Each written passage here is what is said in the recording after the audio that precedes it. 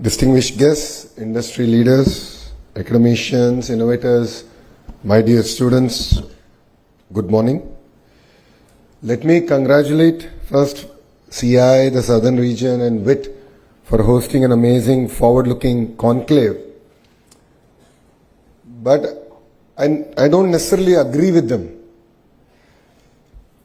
The vision set here is reimagining higher education for India's $5 trillion economy. We should be thinking about our $30 trillion economy. India is going to achieve 5 trillion. Whether the leaders who are sitting here do what they're supposed to do or not, we will achieve $5 trillion economy. The question is, how fast can we achieve the Honorable Prime Minister Shri Narendra Modi ji's vision of India achieving its $30 trillion economy depends on the kind of reforms, collaboration, changes that we all do together here. Economic growth is not possible without intellectual and human capital being harnessed. Higher education is not merely a sector for me, it is a strategic pillar here in Andhra Pradesh. 54% of our population is under the age of 25, which makes us one of the youngest workforces. It is a greater asset, and yes, demographic dividend is here to be harnessed. But it also presents unique challenges. The challenges is in terms of our employability, in terms of our ability to adapt to the changes that the world is going through. Only 34% of India's working age population has received a formal training. This is compared to 96% in South Korea, 80% in Japan, and 75% in Germany. The recent economic survey stated that only 51% of our graduates are employable. 51%. There is a big mismatch of what we teach and what the market demands.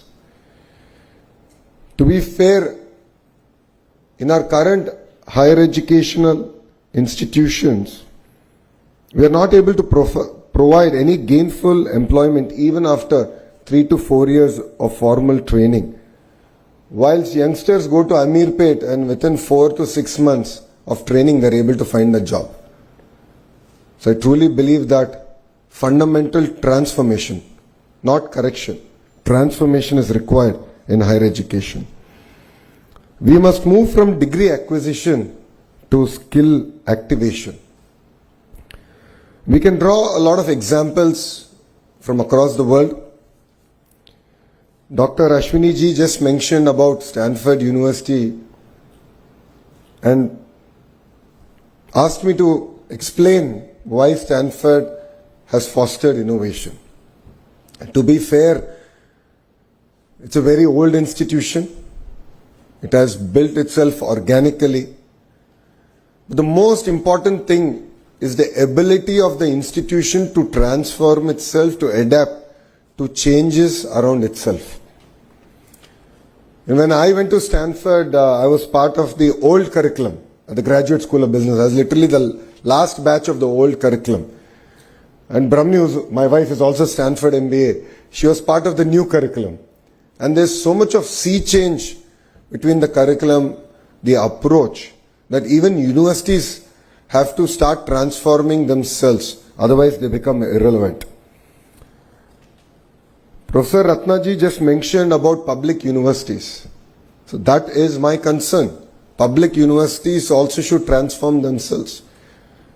They should be led by best in industry to drive changes. Only then will they also be relevant in higher education. There is always a persistent gap between, academia and industry. Lot has been discussed today about it. But it's very, very important that we accelerate reforms. So APSHI, Vice Chair, is here. All the thought leaders are here in this room. What is important is pace, speed at which we bring in the change. We must accelerate reforms through dynamic curriculum updates, structured internships, mentor and career guidance ecosystem, and faculty immersion programs. You know, this is not merely a luxury, this is need of the hour, this is necessity for India. As all of you are aware, there has been a change in the government in the 16 months back. And the Honorable Chief Minister signed one of his first GO, which was skill census. And the idea was, how do you assess the citizens across various traits? And then what kind of skill intervention we should provide. As leaders have said, Mr. Naidu is a visionary. He always looks ahead of the time. And then he leaves execution to youngsters like me.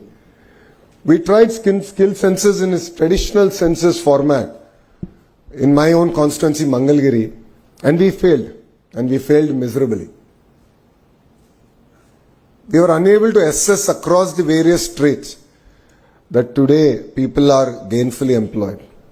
And that is where we have just launched an initiative called Naipunyam. And Naipunyam is not merely a supply-demand aggregator of jobs, but it is a platform to assess skills across any trait available. And that is where AI has really come to help us. So you're an AC mechanic or a two-wheeler mechanic to an AI engineer, you will be assessed using AI, and we will be able to give you clear skill interventions, including training, so on and so forth, to help you upgrade. You know, our youth is globally recognized for their adaptability, discipline. And to be fair, Andhra Pradesh has led the revolution of IT from the front. And that is why if you look at all the major global institutes and companies are all headed by people from the two Telugu-speaking states. You know, we have great institutions now in Andhra Pradesh, including WIT, the IIT Tirupati, IIM Visakhapatnam, and of course our public universities are going through their own transformative phases. But what makes it even more exciting is Andhra Pradesh has positioned itself for the next generation of jobs, next generation of startups. It could be in data, it could be in quantum, it could be in innovation. Andhra Pradesh will lead from the front. Drawing from the inspiration of our Honorable Prime Minister, we have created our own vision 2047 called Swarnandhra. It is to achieve a $2.4 trillion economy here in Andhra Pradesh by 2047.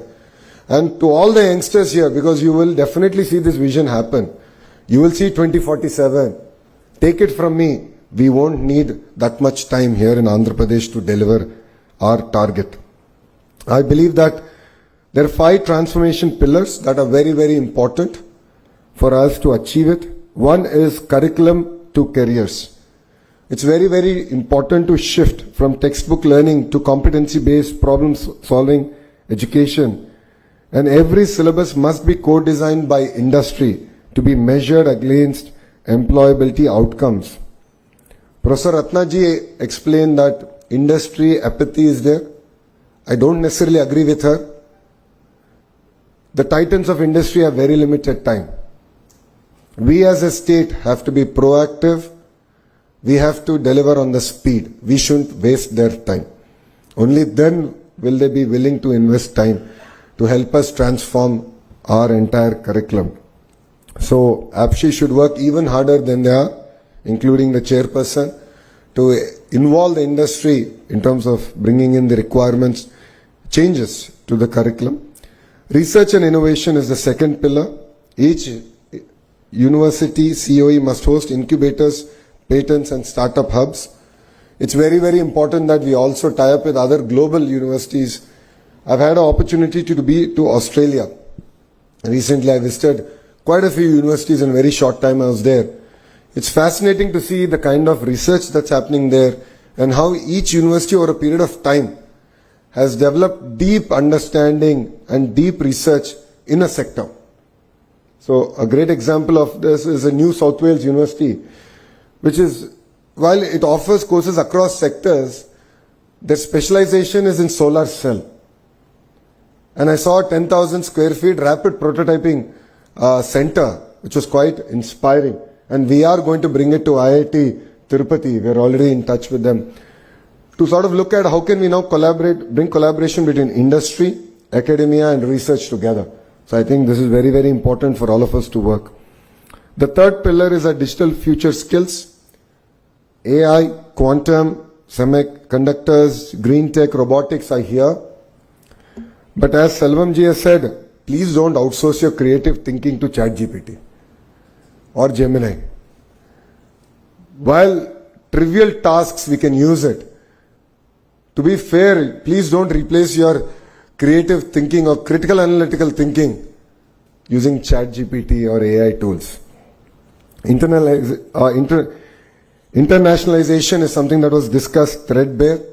It is very important to have tie-ups with global institutions because what they offer is exposure. What they offer is alternative thinking.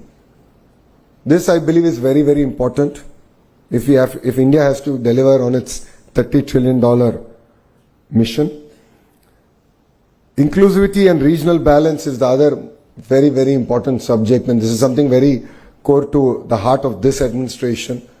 While Amravati is our capital and there's a lot of work, I'm sure all of you would appreciate, now that rains have subsided and we are able to restart all the works here in Amravati. But for us, all regions and all parts of the states are equally important. But what we have done is a very focused clusterization. So if you look at Anantapur, it's the automotive hub. Kurnool is the renewable energy hub. There's a lot of cement manufacturing coming in that zone because they have limestone. Electronics manufacturing is coming between Kadapa and Chittoor. A lot of work is happening in compressed biogas in Prakasam district. Erstwhile Nellore district is already diversified. All of you will be surprised to know 50% of India's air conditioning is manufactured here in Andhra Pradesh. We've signed with LG, Daikin and Blue Star. We're going to take this to 70%. Imagine one cluster, 70% of India's air conditioning is going to come. Compressed biogas, as I said, in Prakasam. Here in Krishna Guntur is capital. We have quantum now coming and we have few other industries coming here. East-West Godavari districts are exceptionally well known for their fisheries and we're working hard to take that forward. North Andhra is going through its own transformation. It's going to be $1 trillion ecosystem, starting with a pharma hub, chemical hub, medical devices manufacturing hub, to a steel city. I thought we'll be building one new steel city. It looks like we're going to build 2 new steel cities in Visakhapatnam. And the entire data ecosystem, IT ecosystem that's getting built out there. Why am I sharing this with you is we believe in the power of vertical and horizontal integration in each of these clusters. So let me take an example of your mobile phone.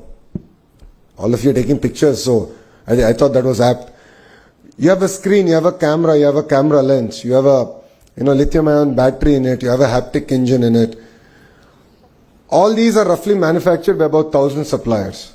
And our vision here in the state is to bring these 1,000 suppliers to that cluster and build a thriving ecosystem. So looking at it from an end-to-end perspective, that's what I call verticalization. And horizontal is where my department, HRD, comes in. Curriculum, skill development, testing of equipment, and third thing is certification of this equipment. So when I met the Blue Star leadership, they said we manufacture 50% of India's air conditioning, but if I have to get a heat pump certified, I have to send it all the way to Germany. And why is that the case? Why are they not here? And you want to make it a 70% ecosystem, then we need to bring in the entire certification here to India and to this particular cluster. So what you're going to see in the next 3.5 years is a tight integration between our vertical and horizontal approach, and we'll create a thriving cluster in each of these zones. And I would like to thank CII for their continued support, but I would also like to request CII that they need to run at the pace of the Andhra Pradesh government. We've done consultative committees.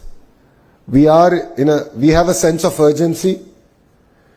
Andhra Pradesh was, exactly 18 months back, not in the radar of any investment or investor coming to India or even in India.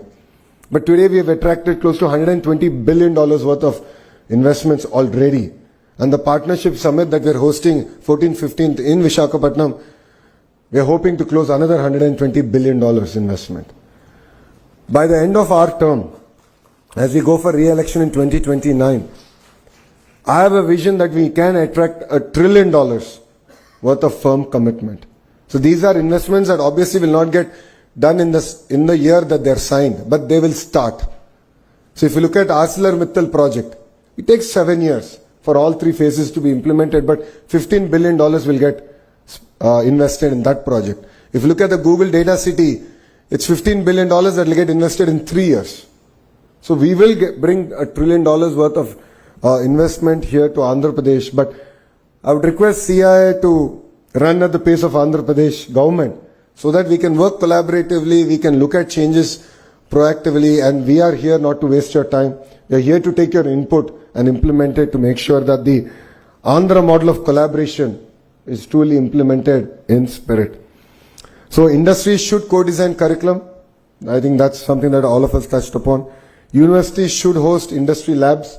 So I'd request WIT also. I know quantum computer is coming here, but I think we should look beyond even quantum and few other areas that we can sort of engage with.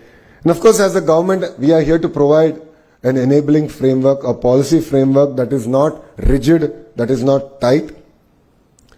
Madam Ratnaji did mention the importance of cross-collaboration, humanities working with computer science. I agree with Madam because I am a product of it. My bachelor's is in information systems, but in Carnegie Mellon, it was not part of the computer science school. It was part of humanities and social science. So where 50% of our curriculum was about managing people, projects, execution, timelines, and 50% was only on technical programming, coding, and so on and so forth. So I think we have to, as state, as APSHI, we have to be a lot more flexible, lot more proactive. Our policies have to be very, very proactive to ensure that this kind of collaboration can actually be achieved. And yes, together with all the youngsters in this room, we will make India proud. Honestly, I'm tired of hearing about Beijing, Shenzhen, Tianjin. It is time to hear about India's models. We have a gift city, we have Amravati, we have our own models that will thrive over the next decade, and together all of us here can make it a reality. If we have to achieve this, if you have to make this a reality, the most important thing that all of you need to have is fire in your belly. You need to have it. As a government, we will provide the framework. As educationalists here, they will provide world-class education here. Skill development will be provided. But one thing we cannot give is fire in your belly. You need to have it. You need to set tall goals. And you need to go chase those tall goals. When this government came in, we didn't expect to achieve $120 billion worth of investments in such a short time. To be fair, that is equal to the investments in the last 10 years of Andhra Pradesh history. Last 10 years. But then we are not happy. We said we can do even better, we can do even more. And that is why we're chasing it. That's because we have fire in our belly, and it's important that you have fire in your belly. And dream big. People around you will laugh. People around you will make fun. But if you don't dream, you really cannot achieve what you want to achieve. If we don't dream, we cannot make India a developed nation. So dream big, but then care to achieve. You have to be meticulous, you have to focus on your execution and ensure you put in the time that is required to deliver it. And honestly, life is not a destination, it's a journey. It's important that we constantly learn. You constantly expose yourself globally on what's happening. Enrich your knowledge, work together and build a collaborative environment. And life is never a straight line. The highs are very high, the lows are very low. If there's anyone who's gone through it, it is me. In 2019, when I contested in my constituency, which my party only won in 1985, I lost. A lot of people made fun of me, but I didn't care. I said my goal is set. I am going to go about achieving it. 5 years I worked hard. I didn't leave it. I refused to accept defeat. And 2024, I won it with one of the highest majority in Andhra Pradesh history. Life is not fair, but then keep at it. Only if you work hard, you can achieve the targets that you set yourself out to achieve. And Partnership Summit is one forum. I know that quite a few partners here are coming. We should engage, we should exchange ideas. And definitely my goal is very simple. Strong states is strong nation. When states compete, India wins. So we will compete with Tamil Nadu, Karnataka, Telangana and all other states, including Gujarat. And I'm sure India as a country will win. And the most important thing, I would like to request APSHI, WIT, to all our partners here, that speed is of the essence. It's no longer about big versus small. It's about slow versus fast. Today, Andhra Pradesh is able to ground so many projects. It's sheerly because we take it upon ourselves to ensure that speed is delivered. Only then we can achieve what we want to achieve. I know that curriculum changes are not easy. I know that there's always will be a lot of resistance. But I would like to request the titans of the academia also to approach the subject with open mind. What we have done so far has worked for us. I'm not saying it's not worked for us. But I don't believe it is enough to take us to our $30 trillion goal. So we have to have open mind. We have to embrace changes a lot more proactively. All the HODs have to look inward into their own departments. See how we can sort of improvise. It could be a transformation or it could be reforms. But we have to do it. There's no second thought about it. So I request all of you to embrace speed and definitely make Andhra Pradesh proud. And all of you are part of history. You know, when I was growing up, because everyone here is quite younger than I am. So when I was growing up, I saw Hyderabad develop in front of my eyes. I was jokingly saying, I've seen every part of Outer Ring Road get developed in front of my eyes. I remember how we used to crib that there was no connectivity to Shamshabad airport back then. But today it's of course very well connected. You're exactly seeing that magic happen in front of you here in Amravati. Next 3 years is going to be a really transformative experience for Amravati, for Andhra Pradesh. And all of you are going to witness history in making. And all of you should be part of this history. You should look at starting companies. You should look at nurturing things. Embracing opportunities that the great state of Andhra Pradesh is going to give you. So thank you very much. Thank you very much for having me here. And I look forward to more interactions. Next time around, I would love to interact with students, understand their aspirations, their expectations. And I'll bring my entire APSHI here. They will also have to understand because I keep telling them they're yet to catch up to my speed. So they need to come in front of students. I think then they'll be able to appreciate the hunger, the fire in the belly that our children have. I look forward to coming back and interacting with students again. Thank you very much and Jai Hind.